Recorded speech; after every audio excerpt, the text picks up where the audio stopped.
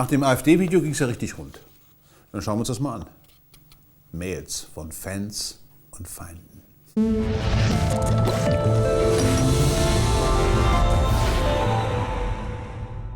Ja, also unser AfD-Video hat ja doch ordentlich Resonanz gefunden und ich habe auch einige Mails bekommen. Da schreibt zum Beispiel jemand, es war klar, dass irgendwann auch Professor Harald Lesch für die Propaganda an der Heimatfront abberufen wird. Spätestens bei dieser Vereinnahmung hätte sich ein ernstzunehmender Wissenschaftler lieber das Weite gesucht. Interessant. Professor Harald Lesch tat es nicht, er ließ sich bereitwillig vor den Karren spannen. Aber seht selbst.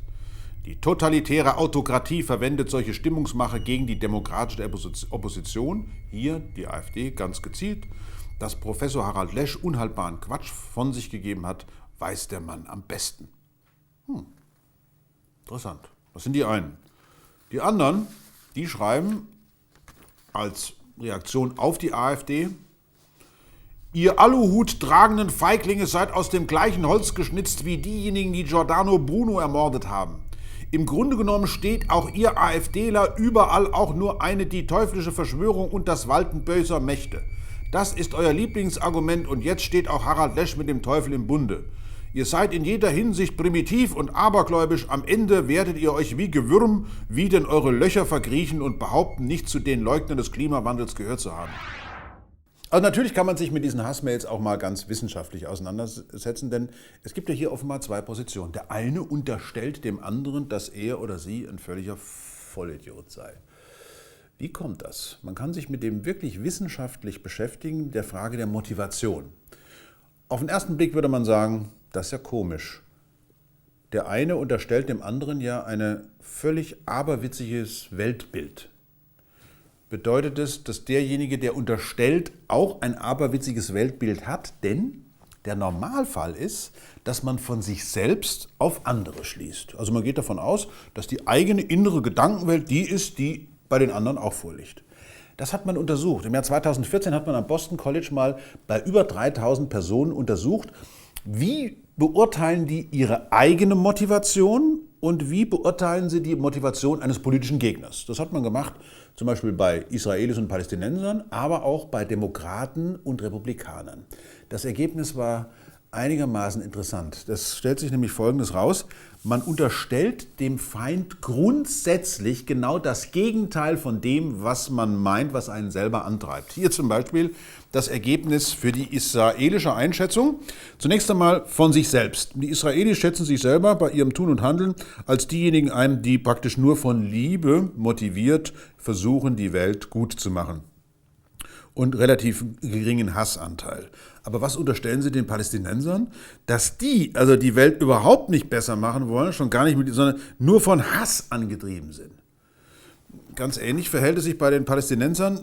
Auch hier ist es so, die Palästinenser sind der festen Überzeugung, dass die meisten Israelis zwar einen Liebesanteil, also eine gute Motivation haben, im Grunde genommen Hassgetriebene sind. Während sie für sich selber, wahrscheinlich aufgrund der Ungerechtigkeiten, die sie so empfinden, durchaus ein etwas zwiespältiges Bild aufmachen. Also sie sind natürlich im Grundsatz von Liebe geprägt, haben aber durchaus auch einen größeren Hassanteil. Und genau das gleiche Verhalten ergibt sich bei der Selbsteinschätzung der eigenen Motivation und der Fremdeinschätzung, also der Motivation der anderen, wenn man so zwischen den Demokraten und den Republikanern sich das anguckt. Es ist immer so, man selber tut alles nur aus unglaublich guten Gründen und die anderen, das ist irgendwie übel. Also man unterstellt ihnen das Schlimmste und das kann ja nicht sein. Ich meine, beide können ja nicht recht haben. Das stimmt ja was nicht. Und das ist wirklich merkwürdig und das gibt einen wissenschaftlichen Fachausdruck, der heißt Motive Attribution Asymmetry.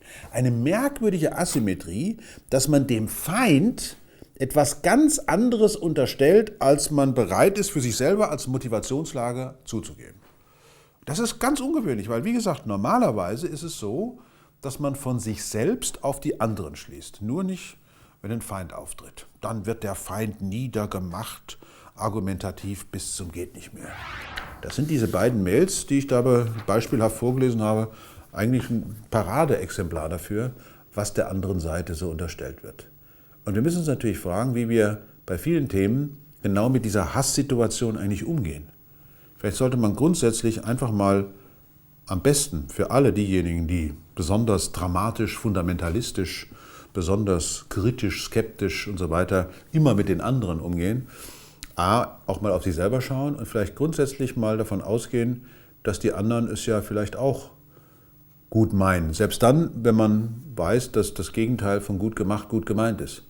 Aber mit einer gewissen Freundlichkeit und vielleicht auch Barmherzigkeit in eine Diskussionssituation reinzugehen, könnte vieles entschärfen und könnte vieles leichter machen. Und am Ende würden vielleicht alle Seiten merken, dass es überhaupt keinen Sinn macht, sich dermaßen anzugreifen, sondern dass man versuchen sollte, das Beste für alle daraus zu machen.